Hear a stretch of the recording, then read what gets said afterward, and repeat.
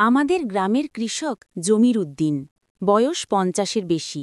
প্রতি বছর তিনি তার ধানের ফসলের একটি বিশেষ অংশ আলাদা করে রাখেন। এটি তিনি দান করেন পাশের গ্রামের একটি এতিমখানায়।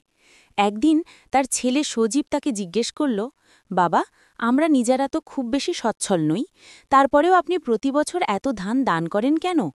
জমির উদ্দিন তার ছেলেকে কাছে ডেকে বললেন, বাবা শোন, যখন আমি ছোট ছিলাম তখন আমার বাবাও এটি করতেন। তিনি বলতেন, আমাদের ফসলে এতিমদেরও হক আছে। সজীব আবারও প্রশ্ন করল, কিন্তু বাবা, আমাদের নিজেদের তো সংসার চালাতে কষ্ট হয়। জমির উদ্দিন মৃদু হাসলেন, বললেন, বাবা, আমরা যখন এতিমদের মুখে ভাত দেই তখন আল্লাহ আমাদের রিজিকে বরকত দেন। দেখ না, আমরা যত দান করি আমাদের ফসল তত ভালো হয়।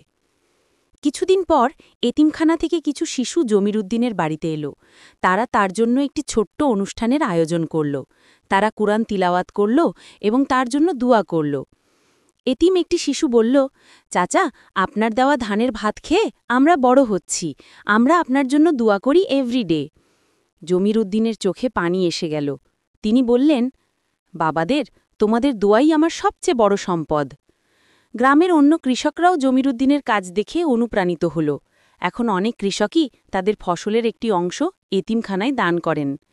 জমির উদ্দিন বলেন, আমার বাবা বলতেন, এতিমের দোয়া সরাসরি আল্লাহর দরবারে পৌঁছে। আমি তা আজ বুঝতে পারি।